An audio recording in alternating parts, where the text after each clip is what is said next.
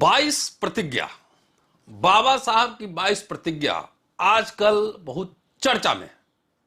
5 अक्टूबर को दिल्ली के अंबेडकर भवन के ग्राउंड में एक बड़ा कार्यक्रम हुआ था, जिसमें तकरीबन 10,000 लोगों ने भाग लिया था। उस दिन मैं दीक्षा कार्यक्रम में मैं जयपुर में था, मैं शामिल नहीं हो सका, लेकिन अंबेडकर नामा पर आप पूरा लाइव टेलीकास्ट देख रहे थे। इस कार्यक्रम के बाद बीजेपी के नेताओं ने और आईटी सेल ने राजेंद्र पाल गौतम पर ताबड़तोड़ हमले बोले। फाइनली राजेंद्र पाल गौतम को इस्तीफा देना पड़ा और कल उन्होंने अपने घर से 26 अलीपुर रोड जाति तोड़ो समाज जोड़ो एक रैली निकाला था उन्होंने। आप अंबेडकर नामा पर लगातार लाइव देख रहे थे। दोस्तों, रतनलाल बोल रहा हूं, आप देख रहे हैं अंबेडकर नामा। अब चलिए इस एपिसोड में एक बात करने वाला हूं, एक बड़ा ही मशहूर कोट अनकोट विद्वान पत्रकार, बहुत इंटेलेक्चुअल कोट अनकोट लगा दे रहा हूं, रूबिका लियाकत, एबीपी न्यूज में है, बहुत चर्चित पत्रकार हैं।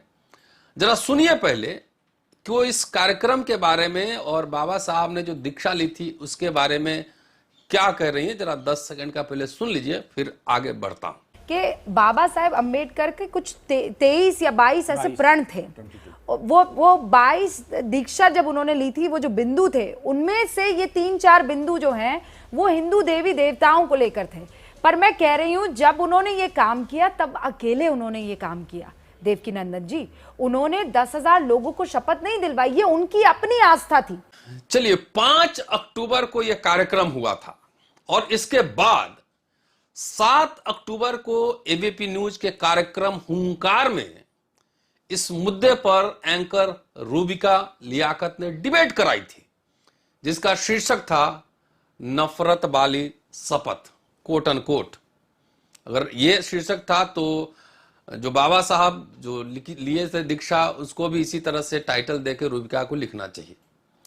कार्यक्रम में रूबिका लियाकत ने इस बात पर आपत्ति जाहिर की कि 10,000 लोग एक साथ शपथ क्यों ले रहे हैं और दावा किया कि अंबेडकर ने यह प्रतिज्ञाएं और दीक्षा अकेली ली थी। अब 10,000 लोग क्यों ले रहे हैं, ये तो गलती हो गया राजेंद्र पाल गौतम से। पहले रूबिका से परमिशन लेना चाहिए था और उसके बाद बात करनी चाहिए थी। गलती हो गया, उनको ये वीडियो में भेज दूंगा, वो जरा सुनेंगे। पूरी बहस में तर्क दिया जा रहा था कि धर्म परिवर्तन तो व्यक्तिगत मामला है। अगर 10,000 लोग इसमें शामिल हो रहे हैं तो यह किसी रणनीति का हिस्सा लगता है। हिंदू धर्म के नुकसान पहुंचाना चाहते हैं। इसी तर्क की पुष्टि करने के लिए रूबिका लियाकत ने कहा कि मैं एक तथ्य बताना चाहती हूं कि जब अंबेडकर ने यह काम किया तो अकेले किया। उन्होंने 10,000 लोगों को शपथ नहीं दिलाई, ये उनकी अपनी आस्था थी।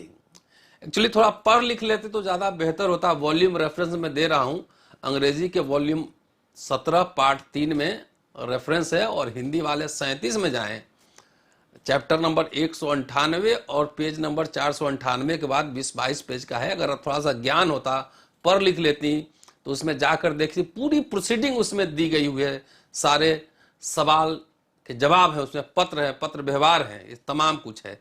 पढ़ना लिखना जरूरी होता है। चलिए, अब सवाल उठता है कि क्या यह सच है?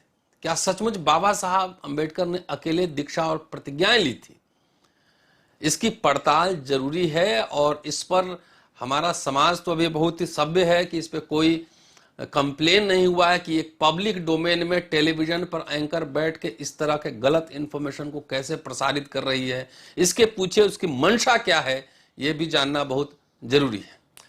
जैसा कि हम जानते हैं कि 5 अक्टूबर को दिल्ली में बौद्ध महासभा का आयोजन किया गया था। जय भीम मिशन और भारतीय बौद्ध महासभा के तत्वाधान में एक कार्यक्रम हुआ था, जिसमें उस समय दिल्ली के मंत्री राजेंद्र पाल गौतम भी शामिल हुए थे।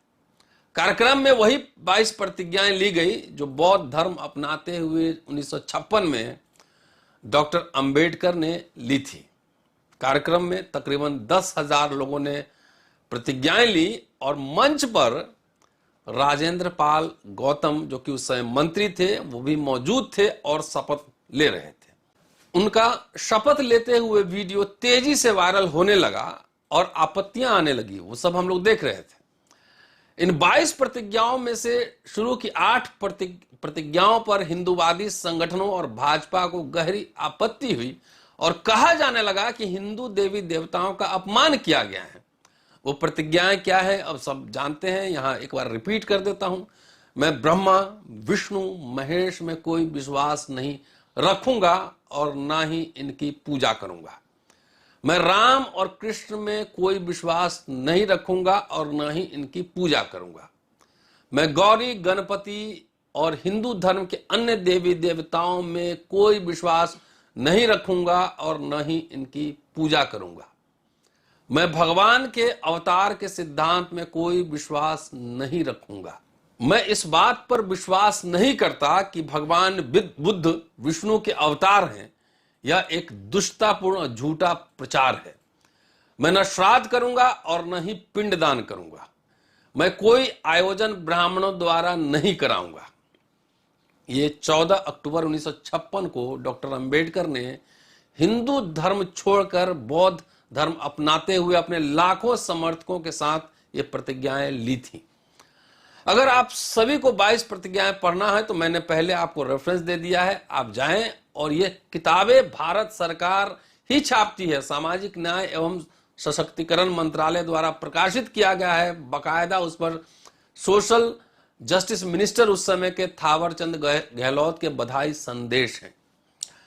चलिए फिर इस घटना के बाद भाजपा ने आम आदमी पार्टी और राजेंद्र पाल गौतम को निशाना बनाया। जाहिर है गुजरात चुनाव है। राजेंद्र पाल गौतम पर आरोप लगाया कि उन्होंने हिंदू देवी देवताओं का अपमान किया है।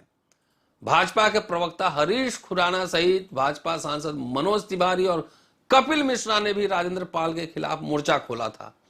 यहां तक कि आम आदमी पार्टी ने भी किनारा कर लिया। पुलिस कंप्लेन भी इनको हुई है और फाइनली इनको इस्तीफा देना पड़ रहा है। अब यहां सबसे पहली बात यह है कि अगर इस दावे को आप चेक करें कि क्या है, तो ये बहुत ही एक गंभीर पत्रकार, एक बड़े चैनल के पत्रकार से ऐसी उम्मीद नहीं की जा सकती है। ये बहुत ही ऐतिहासिक घटना थी 14 अक्टूबर 1956 और दुनिया के सबसे बड़ी धर्मांतरण की घटना के रूप में इसको देखा जाता है। उसमें लाखों लोग मौजूद थे और बाबा साहब ने हिंदू धर्म का त्याग करते हुए देवी देवताओं के जंजाल को तोड़ते हुए एक मुक्त इंसान की कल्पना की थी। इसमें कई तरह के आंकड़े हैं। आज तक की रिपोर्ट के अनुसार 3,80,000 लोगों ने हिंदू धर्म को त्याग कर बौद्ध धर्म की दीक्षा ली थी। एनसीईआरटी के एक अध्ययन के हिसाब से तकरीबन 6 लाख लोग मौजूद थे। क्या रूबिका लियाकत एनसीईआरटी भी नहीं जानती, या फिर जानबूझकर ऐसा कह रही हैं कि व्हाट्सएप पर एक और फेक प्रोपेगेंडा वायरल हो और आईटी सेल को कंटेंट मिले? फिर ये तथ्य उन्होंने क्या खुद व्हाट्सएप यूनिवर्सिटी से उठाया है? अगर ये पत्रकारिता है तो ये स्तर किस लेवल पर जा रहा है, जरा सोचिए। दोस्तों, ये हर साल ये कार्यक्रम दीक्षा भूमि नागपुर में होता है और बीजेपी के साथ जो लोग दलित और बौद्ध लोग उनके साथ हैं, उनसे सवाल पूछना चाहिए कि क्या उन्होंने दीक्षा ली है या नहीं ली है। अठावले साहब हैं, वे मंत्री हैं, उनसे भी सवाल पूछना चाहिए क्या उन्होंने दीक्षा ली है या नहीं ली है। और इस पर जो हिंदूवादी संगठन का सबसे बड़ा संगठन है आरएसएस, उनको इस पे प्रतिक्रिया देनी चाहिए विस्तार से कि नागपुर में वो कार्यक्रम हुआ था या नहीं हुआ था। हुआ था, ये तो सब जानते हैं, उसमें लाखों लोग शरीक हुए हैं। फिर रेफरेंस रिपीट कर रहा हूं, हिंदी का वॉल्यूम 37 जाइए, वहां मिलेगा, और अंग्रेजी का वॉल्यूम 17 पार्ट 3 में जाकर देखिए, वहां मिलेगा। आप देखते रहिए अम्बेडकरनामा। शुक्रिया, कीप वॉचिंग एंड सब्सक्राइबिंग। जल्दी मुलाकात होती है आपसे फिर। शुक्रिया, जय भीम।